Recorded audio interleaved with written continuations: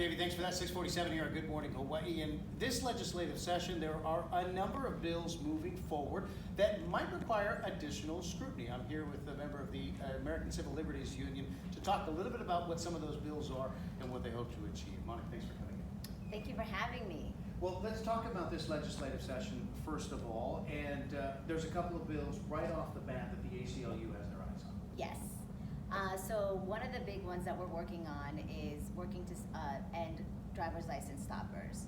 So what license stoppers are is when people can't renew their driver's license because they have outstanding fees or fines for something as simple as a parking ticket. It's actually counterproductive because if you suspend somebody's license, then they can't get to work or they have to drive illegally. So then if you arrest them, then they really can't get to work to pay for the fine. So somebody gets stuck in the legal system eventually, and then they never get their license stopper removed and potentially lose the ability to make income. Right. Okay. So that's something that's moving through right now. What are some of the other bills that you guys are looking at? We are looking at prosecutor transparency. Okay. We know that prosecutors are one of the most powerful players in our criminal legal system. So we want to shine a light on what their office policies and procedures are. Things like what are the guidelines for when they offer plea bargains? Things like that. Well, that's obviously going to have a big impact this year. We're still in the shadow of a potential conspiracy at the prosecutor's office left over from the laws last year. So anything that would shed light in that department sounds like could be a positive for the state. Right, and it could also save the state a lot of money.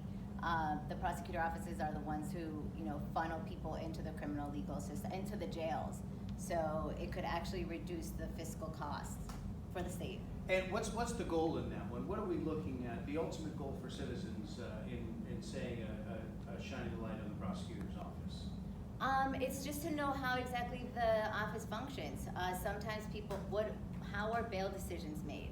How are plea decisions made? In the states, 94% of cases are actually decided outside of a courthouse, but yet there's no oversight. We don't know what those deals that are being made. We don't have any data to track it. And we know that different groups are impacted differently based on gender and race. So unpacking the mystery of the legal system. Yes. Now, the ACLU is advocating to get people involved in the process. You have a program coming up on the 8th year. Tell me about that real quickly.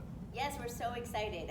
We're going to be having a training on Hawaii Island, on Kauai, and Oahu, and Maui.